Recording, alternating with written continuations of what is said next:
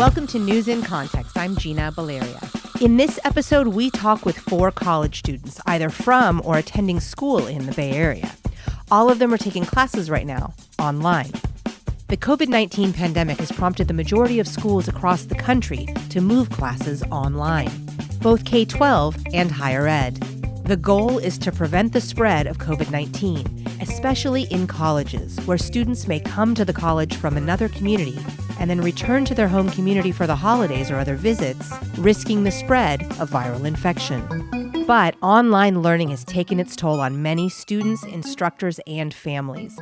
Many students report feeling depressed, isolated, anxious, overwhelmed, detached, or unable to focus. Some students have taken a break from their studies, and others are struggling to keep up with what feels like an increased workload and decreased engagement in their classes. Joining me in this episode to talk about their experiences with online learning are college students: Sarah Glasser, a junior at Santa Clara University, majoring in sociology with a minor in ethnic studies; Aisha Glenn, a San Francisco resident who's now a junior at McGill University in Canada, majoring in labor relations with a double minor in sociology and health geography; Emma Malloy, currently studying communications at Santa Rosa Junior College, but considering changing her major to journalism. She's currently a staff writer for the SRJC Oakleaf newspaper. And Nick Vitas, majoring in journalism and political science at Santa Rosa JC, and currently editor-in-chief of the Oakleaf. This is part 1 of our conversation. You can hear part 2 next week.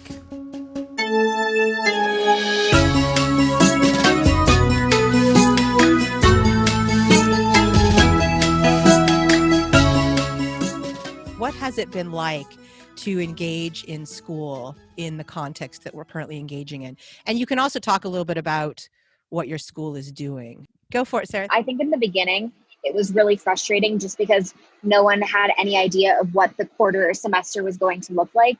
But then once fall started, we kind of had an idea of what it was going to look like based off of the quarter or semester before. So then I got into a rhythm, and now it's been fine. But in the beginning, it was really confusing and just kind of hectic. Emma, how about you? What's your experience been like? It's kind of been a roller coaster. I think that the school has been handling it pretty well. I think we're all kind of in this together, so that's helpful, but it has been definitely a shift, definitely a change from before. Nick, how about you? It's definitely been challenging. I mean, I learn better when I'm with other people and I'm in a classroom environment. I feel like I can't learn in my room. Like, this is where I'm supposed to be, like, at my most comfortable, not where I'm supposed to be learning. So it's really hard to disassociate my room from a classroom now. It's definitely been rough. The college president, Dr. Chong, has done a lot to help us, I think. And I think it's really good that he is making online classing until the end of spring 2021. However, I'm not a very good online learner, so it's a really big curve. Yeah, and you're not alone. And there are studies to show that our sleeping space should be our sleeping space. And when we make it other things, that can be really problematic. So you bring up a really excellent point. Aisha, what's your experience been like? Now you're in Canada, so I'm curious about, first of all, your experience, but also how McGill is approaching this. Similar to what Nick just said, I'm also really not a good online learner. I think it's a lot harder than I thought it would be. So my last semester before the summer also ended online. And McGill was pretty late on that because Canada was a lot less affected early on. But in May, the administration decided that our first semester was going to be online, and they just decided a few weeks ago that the spring is going to be online as well. And since McGill is so big, it was a pretty easy decision, and I think it's good they made it so early since so many students live all around the world, and it's really hard for people to come back, especially if they don't know in advance flights and everything. And it was really hard for me to decide to come back, actually. And I'm going home a lot earlier than I was going to, and Canada has recently been spiking a lot. But in terms of what McGill has been doing, they haven't really been doing anything because no one lives on campus at McGill, so it's a pretty separate experience right now, honestly. And no case transmission is happening on campus because no one goes to campus. So they haven't been super involved in that.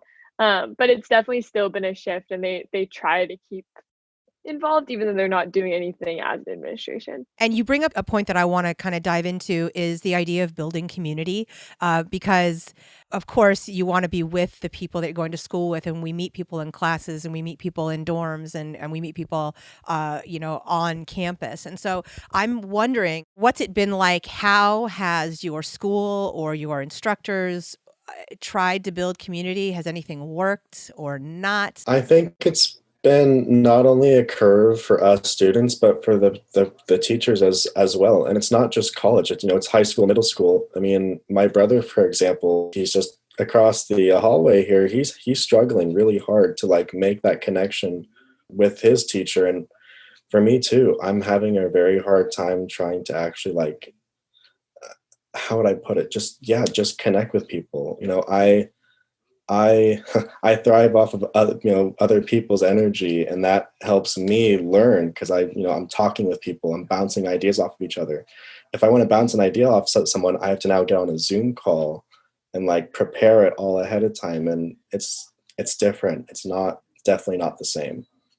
I think the connection between the student and the teacher is much different, and it's not as strong as what it would be if it was in person. Yeah, and I would say as an instructor, I feel that too. Like I do my best to have one-on-ones and to meet people, but that in-person sense of, oh, that person in the class, I want to make sure I connect with that person, or oh, I see body language that's going to help me, respond a certain way. I don't necessarily get that, or I'm not able to use that kind of perception in this space. So trying to figure out other ways to make sure people are connected with and get what they need is you're right. It's absolutely a challenge. Anybody else about instructors or the school trying to build community or not, what's working or not, what you'd like to see? Sarah. I just want to say, I think clubs and different extracurriculars have done, at least in my school, a very good job of transitioning onto Zoom. I'm part of a few different organizations on campus, and they've all created really easy to follow along schedules where it's like we have a meeting this week and another meeting this next week. And even though it's not the same, they've worked hard to adjust. And I think that's a big thing, just making sure that everyone's communicating with each other to find a schedule that works for everyone. And it's not as fun and it's not as easy to meet new people online. But I think that the effort that everyone's putting in has made it a lot easier to transition.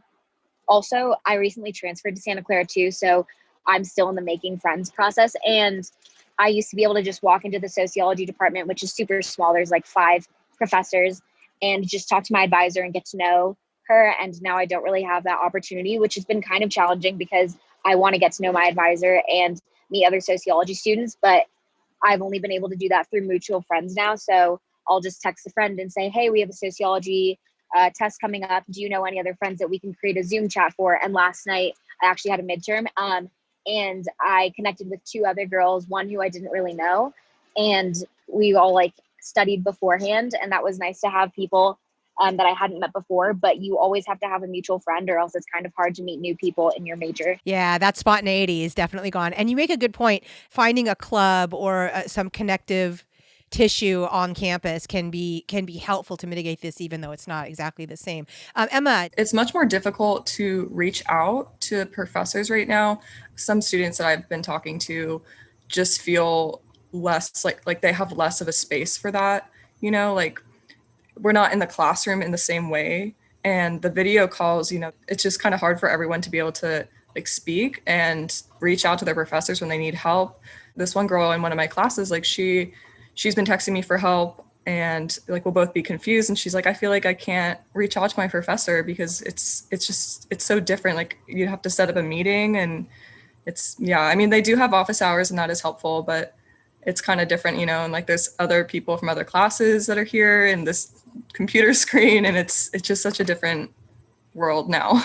Yeah, it really is. And it's the one thing we can say is that we're all experiencing this together, that it's not like I could go somewhere else and get a different experience in most senses.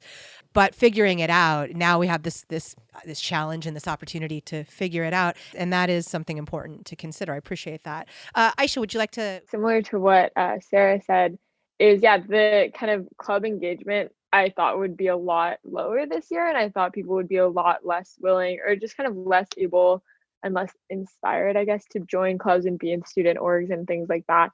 But the opposite has definitely been happening at McGill. I think partly because people are stuck at home. We're in pretty like strict lockdown right now here. We're going in the opposite direction of the Bay Area. And people definitely are spending a lot of time at home. I think that means that they have more time to get involved in things, which I think is cool. But in terms of professors, one thing that I've been noticing a lot is there's this really steep learning curve with technology. I know like a lot of my professors just like have a lot of trouble with Zoom and things like that, which makes sense because most people haven't really had to use it before. And, they have all these classes to do and all these things to grade. It's like no one really takes into account the idea that you have to learn all of that. Whereas I think like for our generation, I know for me personally, I used Zoom in a like high school class like 5 years ago or something. But yeah, it definitely makes things a little bit more challenging and people don't really reach out as much. And like my professor just emailed me about his office hours doesn't work. I don't know. I think it makes people a lot more hesitant to engage with the academic side. That's a really good point. The technology and the curve, and I'm noticing that too. Like I have taught classes remotely. I think Emma, you took one of my classes remotely, and certainly I have a learning curve, but it's a little bit smaller than some of my colleagues who know how to teach in front of you. But this new tech, and it's an added burden for all of us. So you're all doing, it's a challenge. You're slogging through it. What do you really want? And I'm going to start from your instructor. What do you wish you could get from instructors that you're not getting? And certainly I understand that we're all in this together. Everybody's doing their best. But what would you like to see that you think would help you in your learning process or in your engagement with campus? Sarah. Just more flexibility with the screen on, screen off. I remember at the beginning of this when Corona first became a thing and everyone was really overwhelmed by it. An article came out by this professor at Stanford, Jeremy Bailenson, and he talked about the stress that staring at a screen puts on students. And I just remember reading that and thinking, I definitely feel that. I go to bed either with a headache or just feeling like my eyes are going to close on me.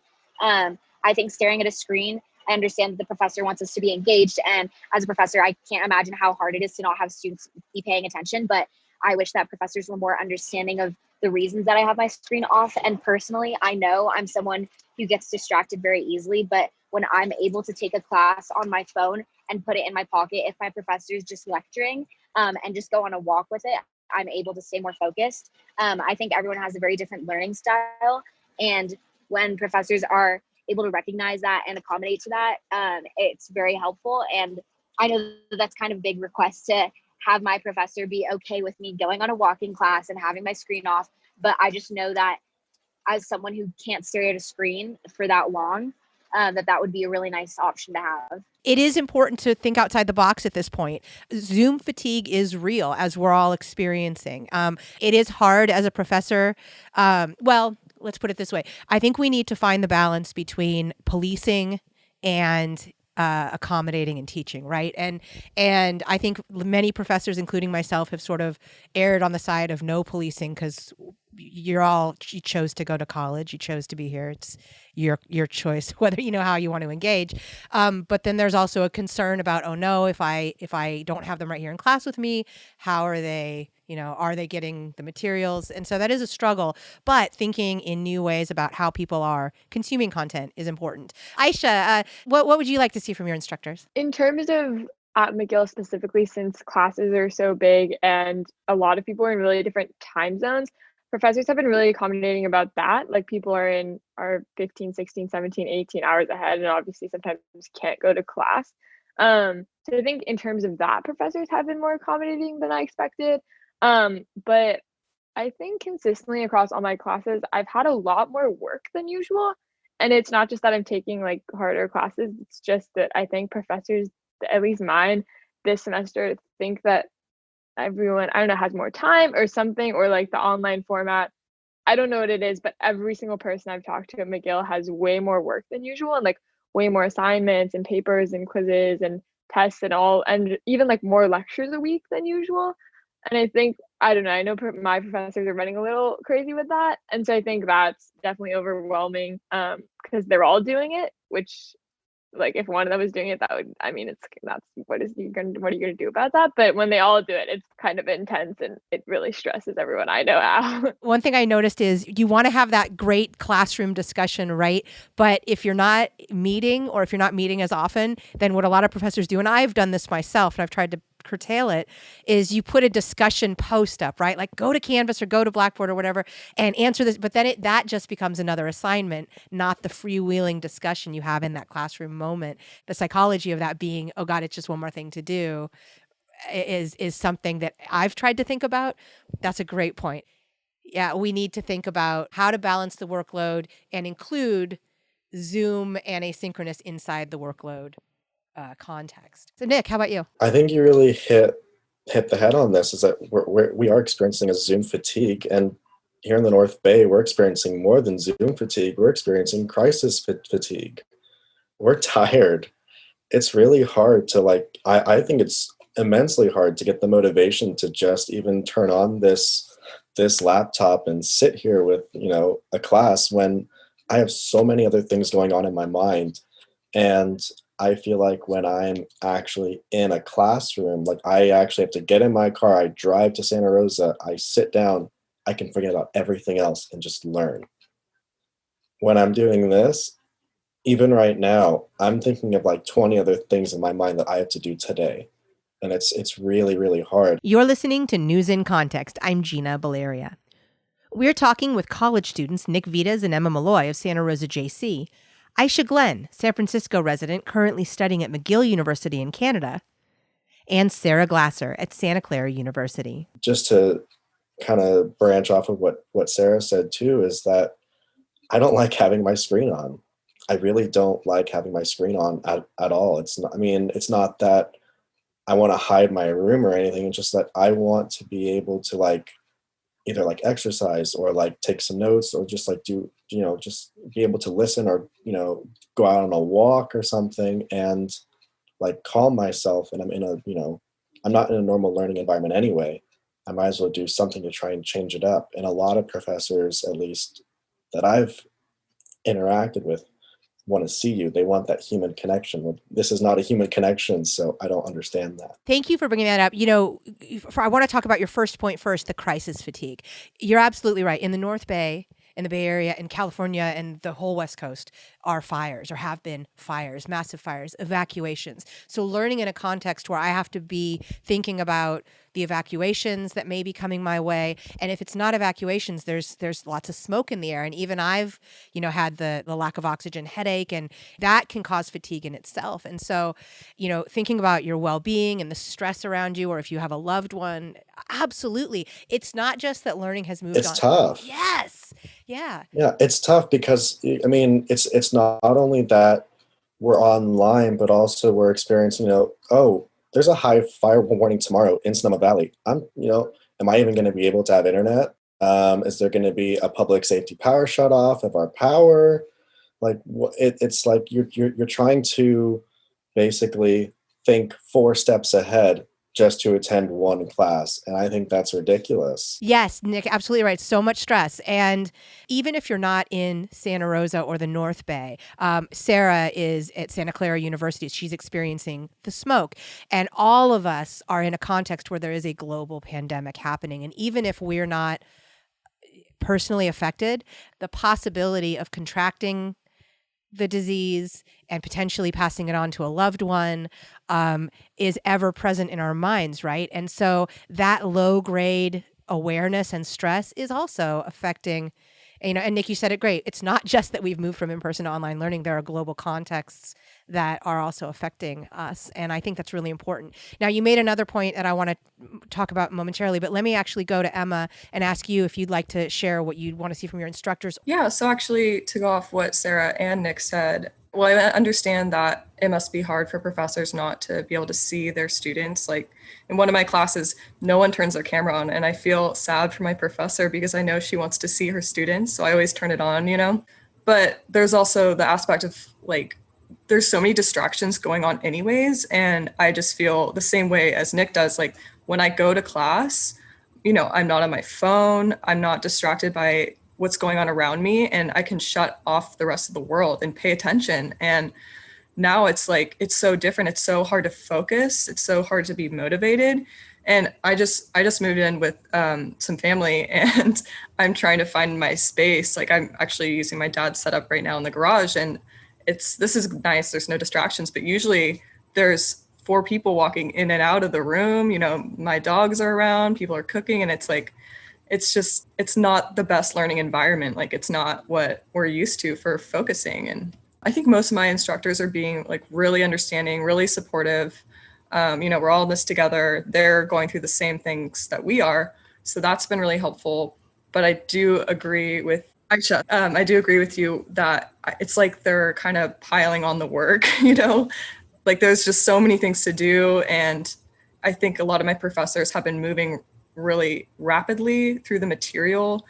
And I feel like it would be nice if there was a little bit more time because of the change. We're learning in a different way, in a new way, and it's going really fast, and it has been really difficult. Yeah, I appreciate that. And the idea of, just the other day I had a class and I am like, kids welcome, dogs welcome. That is wonderful. Bring them on. I don't care about the noise, obviously. But one of my students was trying to respond to something and engage with the class, and her dog was barking, which I don't care about.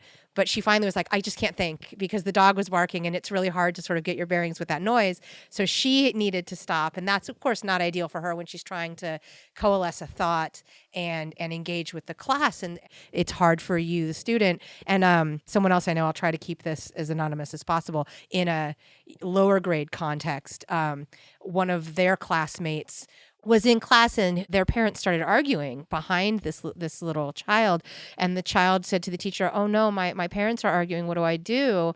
So bringing home life into the classroom can be a real embarrassment, a real risk, and those things are present as well in this context. And so I appreciate you bringing it up, and not to mention seeing yourself all the time. In Zoom you can now turn off you can hide yourself, but in class we're not used to like staring at ourselves all day either, and that's another added stressor or piece of our brain focused elsewhere. Emma. I have a friend she's a first year teacher during this, and she has second graders on Zoom, so it's totally crazy experience.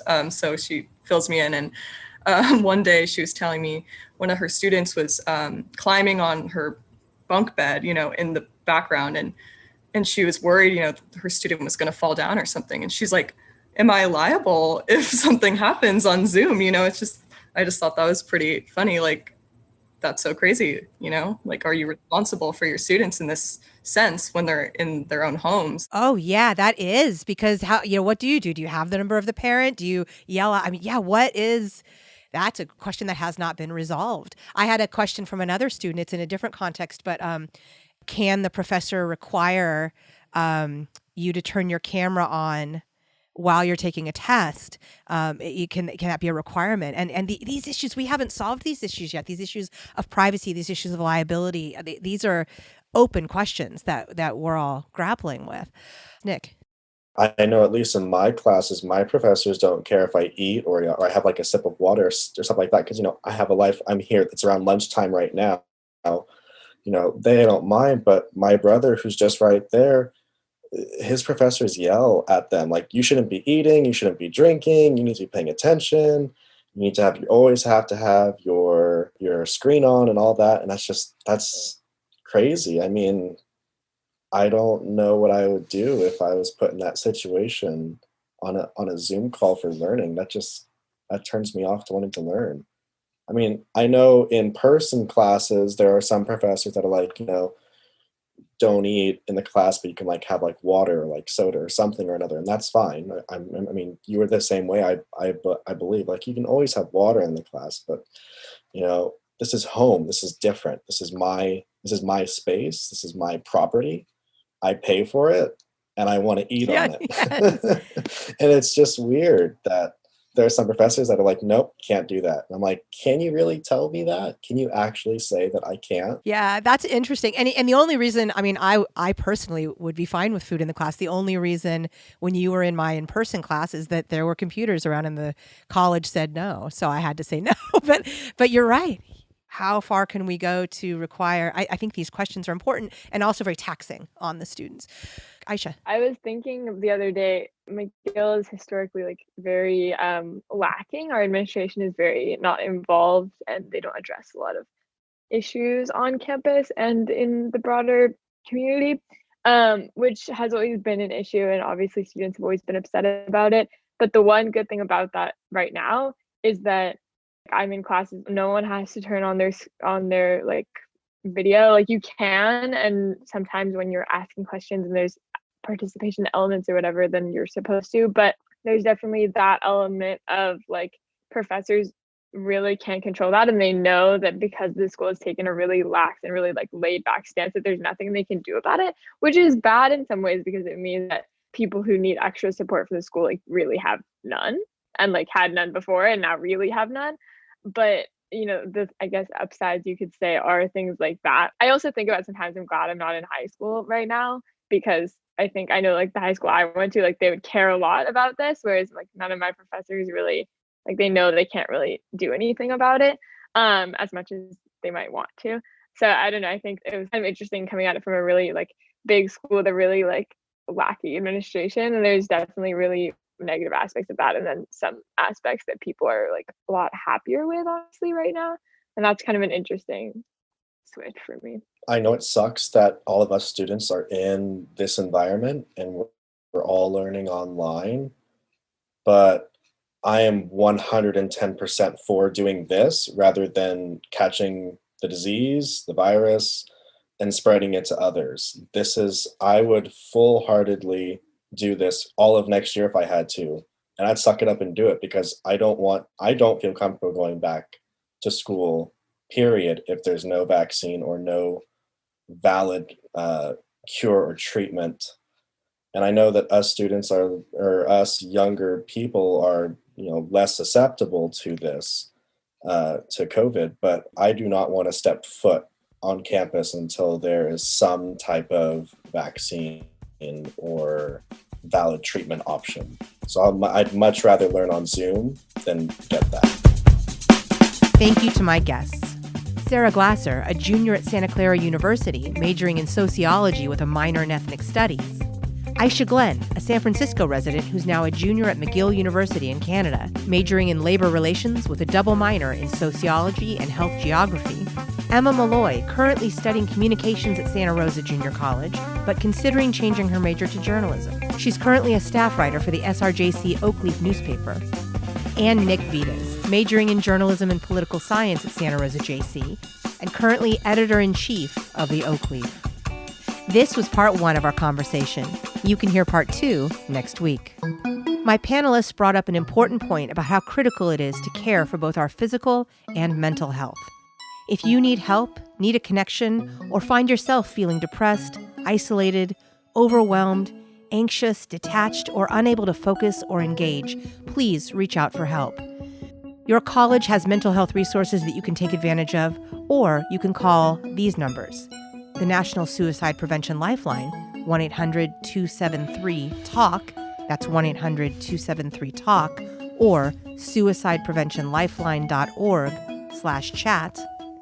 The Substance Abuse and Mental Services Association helpline at 800-662-HELP, or the Mental Health America hotline by texting MHA to 741-741. You can also find more resources at psychguides.com and healthyplace.com. And I will post all of these on my website, newsincontext.net. Music in this episode includes Spring Fling by Track Tribe and The Heist by Silent Partner.